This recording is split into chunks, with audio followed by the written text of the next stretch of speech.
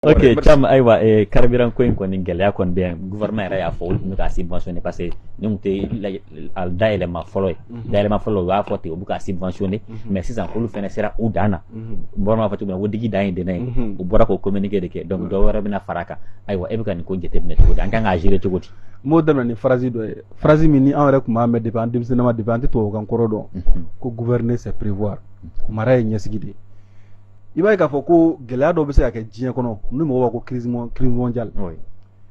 a gɛlɛya bɛɛ b'a dɔn ka fɔ ko a natɔ don mais o waati la i b'i ka gouvernement ka compétence dɔn o waati la merci parce que e bɛ ɲɛ bɛ gɛlɛya natɔ la e kan ka mesure jumɛn ta maintenant pour que gɛlɛya ni fanga min bɛ ka na a n'o fanga kelen ka na se e ka population ma a n'o fanga kelen ka na se e ka jamana ma e b'a kunbɛ cogo di k'a amorti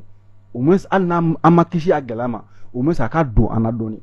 mais b'a ka fɔ ko gɛlɛya ni salaire min bɛ wuli a ka dɛsɛ a ka fɛn na point de départ la a n'o salaire kelen de bɛ don an ka jamana kɔnɔ yan nɔ quoi su ko ni dugusajɛ dɔrɔn fɛn bɛɛ bɛ bali ka yɛlɛ et puis de façon désordonnée e b'a ye carburant ko filɛ nin ye hier moi j'ai appelé quelqu'un à Kayi ne ye dɔ wele Kayi kunu kunnafonidila Boubacar Kanute n y'a ka publication ye ko essence commencera ka tunun Kayi déjà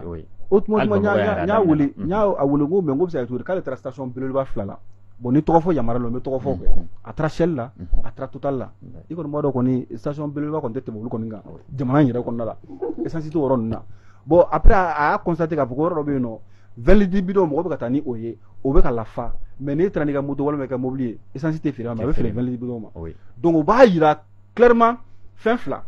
o kɔrɔ maliyɛn dɔw bɛ ka taa 20 litres bidon fa ka taa bila u bolo kɔrɔ ɲɛsigi kama ni essence gɛlɛyara au moins n ka taa n ka segin baarakɛyɔrɔ la walima dugukɔnɔna la n ka se k'o sɔrɔ ka moto walima ka mobili la o bɛ se ka ɲɛsigi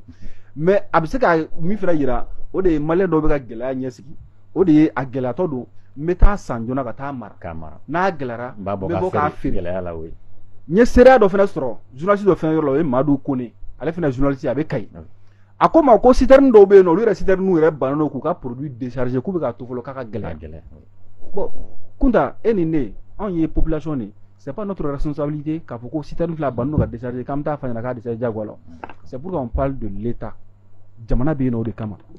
justice bɛ yen nɔ o de kama de façon globale gouvernement bɛ yen nɔ o de kama bon nin n'a façon désordre bɛ kɛ jamana kɔnɔna la population ɲɛ b'a la mais u ɲɛ b'a la k'a fɔ mɔgɔ si tɛ yen nɔ i n'a fɔ gouvernement k'olu lakana o kɔnɔna la a gɛlɛya bɛ tila ka na et gouvernement ministre ka bon d'essence jamana de bɛ k'a bɛɛ ta en charge anw de bɛ bɔ kati fɔlɔ ne tun bɛ essence litre kelen ta ka na n ka bureau la tila ka segin mais sisan ne bɛ ka 200 ta bon ni dɔ farala kan sisan dɔ bɛna far'o kan mais an ka sara bɛ a nɔ la sara tɛ ka évoluer mais Mali la nɔ il faut que u k'a faamuya k'a fɔ ko dans le dictionnaire là il y a pas que augmentation qui est là il y a diminution qui est aussi qui est là donc hali ni augmentation n'u b'o terme de fana dɔn ni produit bɛ yɛlɛ u k'a essayer k'an ka fɛnw fana yɛlɛ mais qu'est-ce que nous constatons i b'a ye k'a fɔ ko hali u ka cellule de communication ni gɛlɛya bɛ ka na au lieu que u ka mesure appropriée ta n'o t'o kɛ cellule de communication bɛ population de mentalité préparée ma ko ni gɛlɛya natɔ don gouvernement nɔ tɛ nin diɲɛ fan bɛɛ an bɛ se ka couvrir diɲɛ fan bɛɛ la wa crise mondiale in wulila ka sɔrɔ embargo bɛ anw kan embargo wulila ka sɔrɔ crise mondiale in fana bɛ yen nɔ est ce que an ni tɔw bɛ se ka kɛ kelen cogo di a bɛ fɔ c'est à dire anw tɛgɛ kɔrɔ tulu la quoi tɔw tɛgɛ kɔrɔ ji la olu ta jara anw ɲɛ a mɛnna dɔw yɛrɛ ɲinana jamana dɔw ɲinana a mɛnna ko crise mondiale bɛ sen na parce que depuis a na waati olu ye mesure ta par rapport à cela dɔw commencera k'a fɔ ko ka produit dɔ tɛ bɔ jamana kɔ kan